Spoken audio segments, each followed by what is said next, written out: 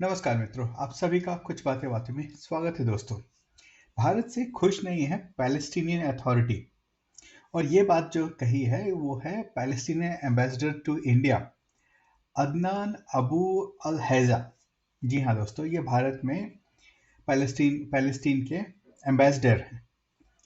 और ये कहते हैं, जब उनसे पूछा गया कि आपका भारत का जो रुख है उससे आप क्या संतुष्ट हैं, और तब उन्होंने एक जवाब दिया कि मैं भारत से कुछ एक्सपेक्ट नहीं कर रहा हूँ। और वो कहते हैं कि मैंने भारत से काफ़ी बार कॉल किया है, काफ़ी हेल्प की मदद मांगी है, लेकिन कुछ हुआ नहीं है। और इसीलिए मैं उनसे और ज़्यादा कुछ एक्सपेक्टेशन नहीं है मेरी उनसे। उसी के साथ साथ उन्होंने ये भी कहा कि भाई देखिए, अभी जो recently United states of America का भारत के साथ 2+2 डायलॉग हुआ, यानी कि जो डायलॉग हुआ जिसमें कि यूनाइटेड स्टेट्स ऑफ अमेरिका के US secretary of state Antony Blinken और डिफेंस सेक्रेटरी जो लॉयड ऑस्टिन है, वो भारत में आए और भारत के रक्षा मंत्री श्री राजनाथ सिंह और जयशंकर जो हमारे भारत के विदेश मंत्री हैं, उनसे जो वार्तालाप हुई, तो उसके बारे में वो कहते हैं कि हमने जो स्टेटमेंट आई है 2+2 की, और उस स्टेटमेंट को भी हमने पढ़ा है। और उस स्टेटमेंट में भारत ने या फिर जो यूएस ने किसी ने भी इसराइल की जो इसराइल का जो काम कर रहा है, जो कार्रवाई कर रहा है हमास आतंकवादी हमलों के बाद से, उसने उसकी निंदा नहीं की है। तो वो उस बात से भी खुश नहीं है।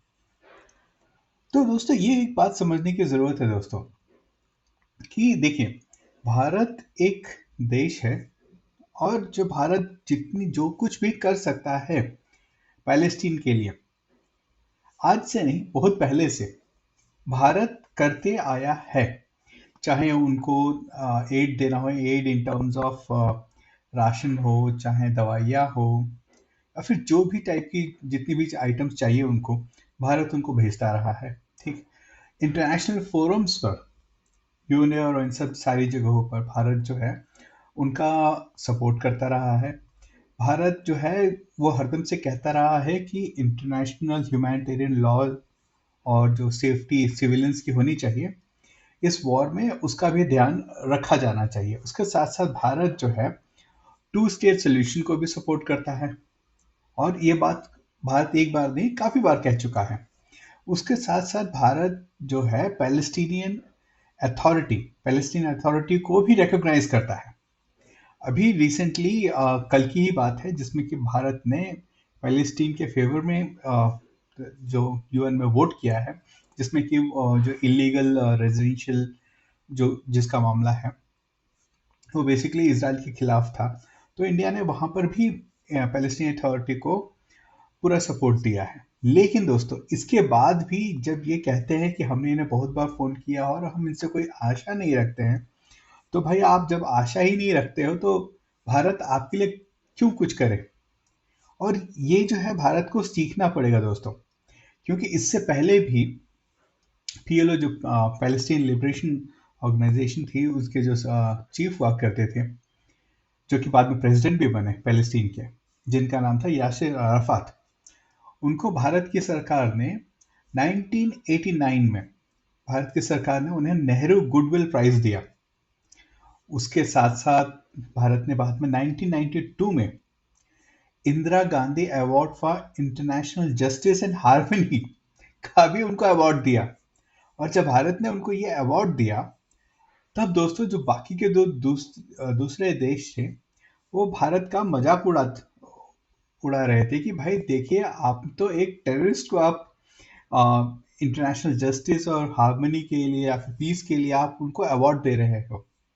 इनफैक्ट दोस्तों, अगर देखा जाता है, यासिर अराफात को फादर ऑफ मॉडर्न टेररिस्ट कहा जाता है। ठीक है, तो भारत तो इस हद तक इनकी इनका इनका समर्थन करता रहा है, इनके मूवमेंट का समर्थन करता रहा है। वो अलग बात है कि वो भारत में मुस्लिम अपीजमेंट के चक्कर में इनको समर्थन करता रहा है या फिर किसके चक्कर में समर्थन करता रहा है। लेकिन जब भारत को यासिर अराफात और पैलेस्टीन की जरूरत पड़ी जम्मू एंड कश्मीर मामले पर, तब इन्होंने पाकिस्तान का साथ दिया। तो भाई ये अपने जो व्यूज हैं, इनकी जो क्लैरिटी है बड़ी सही है, लेकिन भारत ही है जो कि ये ह्यूमैनिटेरियन कॉज और इसके ऊपर से लेके भारत को हरदम से ब्लैकमेल कर दिया जाता है। और ये बात भी एक समझने की जरूरत है दोस्तों कि जो है हम भारत जो है इसराइल को क्यों डंप करे, इसके पीछे क्यों डंप करे, ये सीधा सा सवाल है।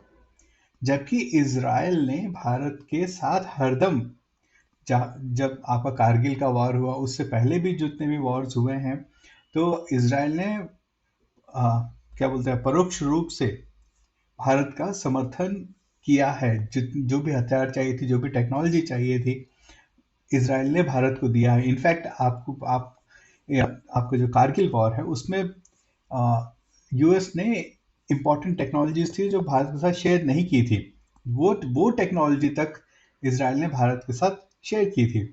तो आप ये क्यों चाहते हैं कि भाई हम इसराइल जैसा एक टेस्टेड फ्रेंड को हम छोड़ दें और आपको एक समर्थन करें? जब हमें आपकी ज़रूरत पड़ती है तो आप तो दूसरे खेमे में जाके खड़े हो जाते हैं। तो ऐसा तो नहीं चलेगा ना दोस्तों। और आपके लिए देखिए, आपको ह्यूमैनिटेरियन ग्राउंड पे जितनी मदद चाहिए होगी भारत को करने के लिए रेडी रहेगा, लेकिन आप ये ना समझे कि हम आपका जो आप कुछ भी गलत काम भी करो और उसके बाद भी हम आपका ही समर्थन करें। इस केस में जो अभी जो इसराइल में चल रहा है, हमास कौन है दोस्तों, ये भी बात भी समझने की जरूरत है।